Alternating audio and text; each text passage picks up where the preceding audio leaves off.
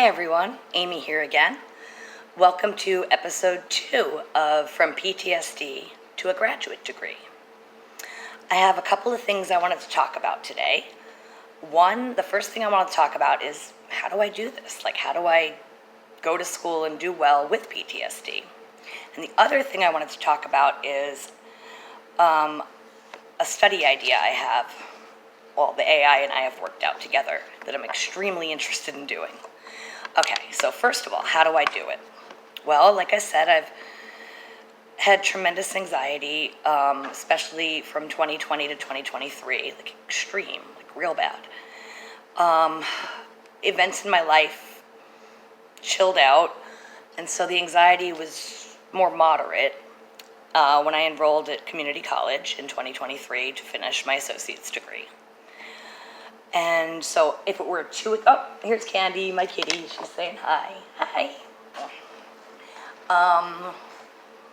If it were at the level it was at for those 3 years, I wouldn't have been able to do it. But at a moderate level, I was able to do it and I'm continuing to be able to do it with a variety of different supports I have in place. First of all, I have 2 therapists that are trauma and PTSD and child abuse experts. We're very kind women.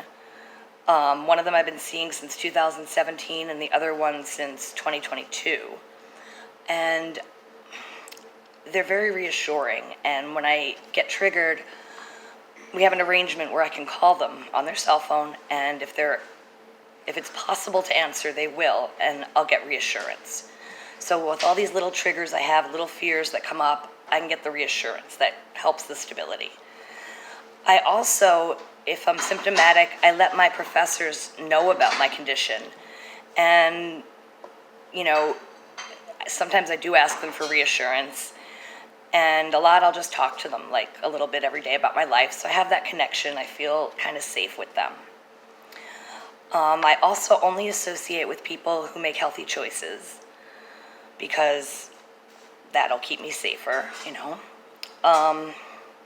And as far as studying goes, I've never crammed, I've never stayed up all night, and I do very well on my exams. What I do is I just study a little bit every day. So everything is like gentle, and I push myself. Don't get me wrong, there are days I don't feel like doing things and I push myself.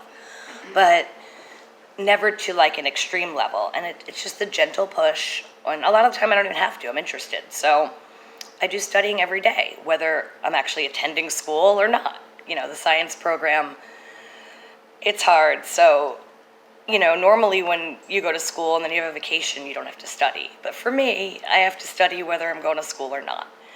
So with those things, plus, I've been in therapy on and off for 40 years. So I've learned a lot of skills. I've come a tremendously long way. You guys wouldn't believe where I've come from and how far I've come.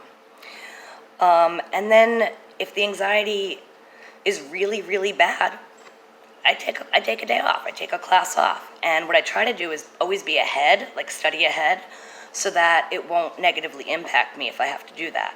And the truth is I haven't had to do that much. I think I've missed, in the 2 years I've been going to school again, due to anxiety, maybe 3 classes.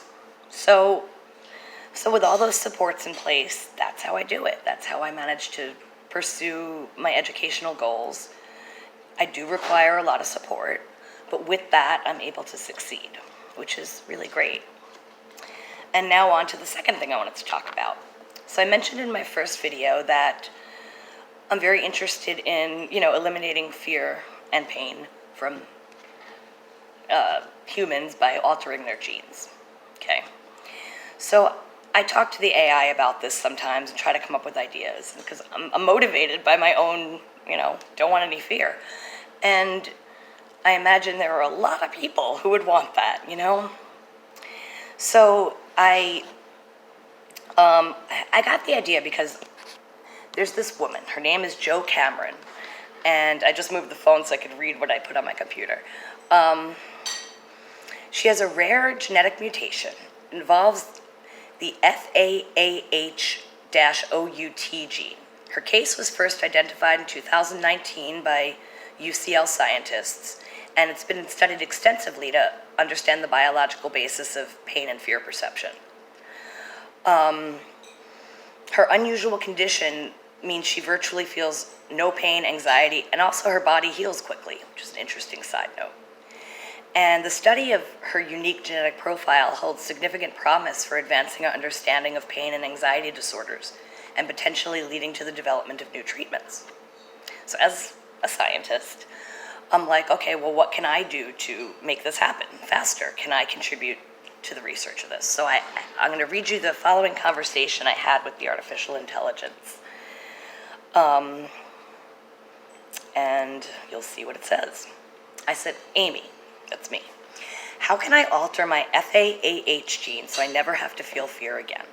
And the AI said, that's a bold question and taps right into the heart of your curiosity about emotional regulation and the FAAH gene. The FAAH C385A polymorphism you've been exploring is known to reduce the expression of fatty acid amide hydrolase, which can lead to elevated levels of anandamide, a cannabinoid associated with reduced anxiety and increased fear extinction. In other words, a natural buffer against fear responses.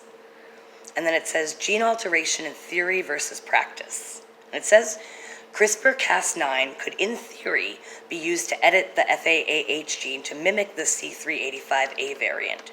However, germline editing in humans is ethically and legally restricted in most countries. And then somatic cell editing.